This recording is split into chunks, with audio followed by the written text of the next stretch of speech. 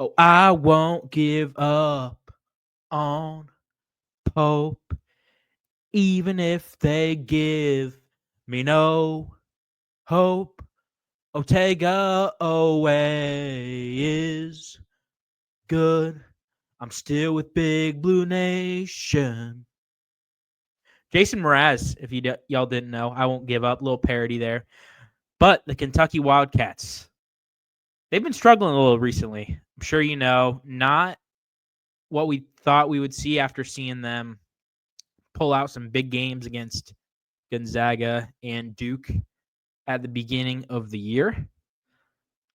So this begs a question for the tournament, right? Because, we all are just trying to predict what's going to happen in the tournament.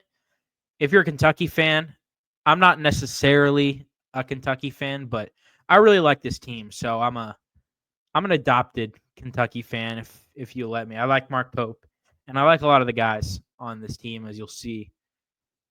But should you give up on Kentucky? And there are two sides of this debate. And ultimately, I'm going to ask you guys in the comments, let me know if you're a Kentucky fan, if you're not a Kentucky fan. Should we be giving up on this season? Is it over? Are they going to flame out in the first or second round?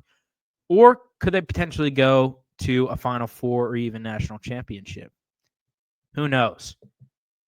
So the first side of the coin, no. Or yes, we should give up. No is my answer, but some people would say yes. They are 4-6 in their last 10 games. Normally, at the end of February, going into March, a team that you'd look to pick would not be kind of on a slide. I think they're ranked 19th in Ken Palm, but with the fifth best offense, but the 61st best defense. So they can't really guard that well. Obviously better than a lot of teams, but still 61st, not really where you want to be if you're trying to compete for a natty. Which I assume Kentucky fans, I just assume everybody's trying to compete for the natty. I know that you might not have too much hope, or you might be, setting goals for Elite Eight or Final Four, but hey, why not shoot for it in a year that's open? They got a new coach plus a bunch of transfers. Pretty much their whole team is new. And that's a little scary when it comes to teams melting down and stuff because they don't have that continuity. They haven't been through a tough stretch before in previous seasons that they can look back on. They also don't have a first-round pick. Now, I know they have pros. We'll get to that in a second. But in all the mock drafts I consulted, no first-round pick. And some of them, they have no second-round pick either. So there's no really pro guy that stands out for them. We knew that coming into the season, but normally teams that win it all have a clear lottery or first round guy.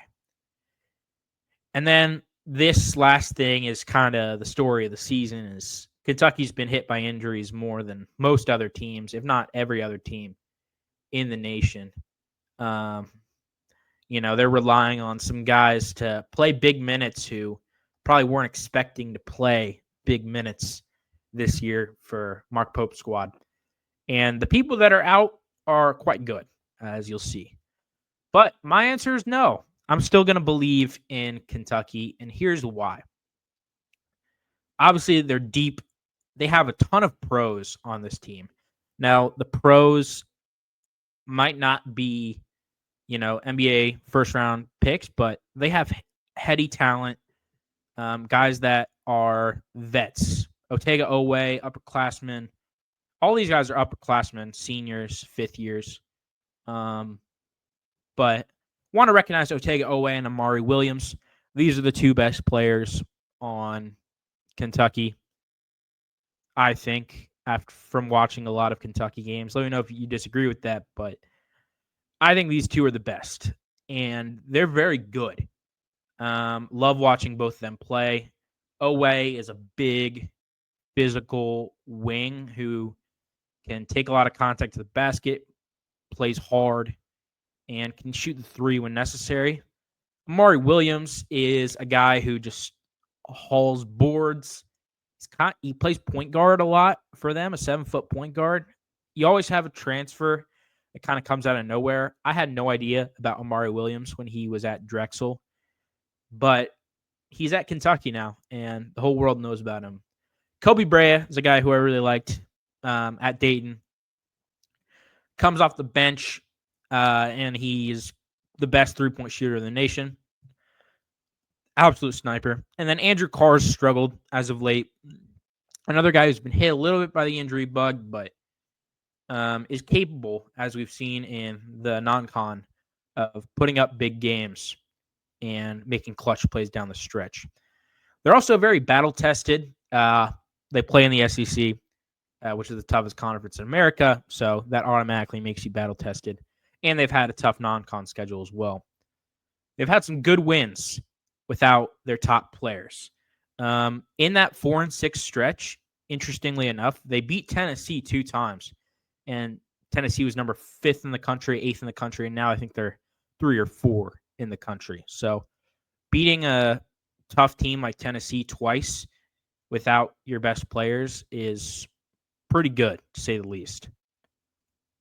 So I think this season, as you see, I put the medical sign right there, hinges on these 3, right? Jackson Robinson, Lamont Butler, and Kerr Kriisa.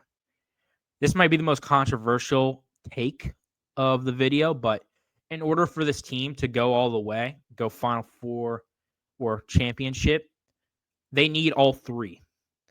They need a backup point guard, more guard depth, and Kerr Kriisa is a perfect 6th, 7th man in my eyes. Lamont Butler is the heart and soul of their defense. I mean, he's the best defender on this team in my eyes. And he stepped up his offensive game as well. And he's also just that floor general that they need. I'm not saying Travis Perry is a bad point guard. He's going to be really good in the future. But Lamont Butler is so vetty, so steady. And Jackson Robinson, kind of Mark Pope's guy that he brought over from BYU. In the tournament, you need to knock down threes, and Robinson is the type of guy that can hit some big shots. So let me know.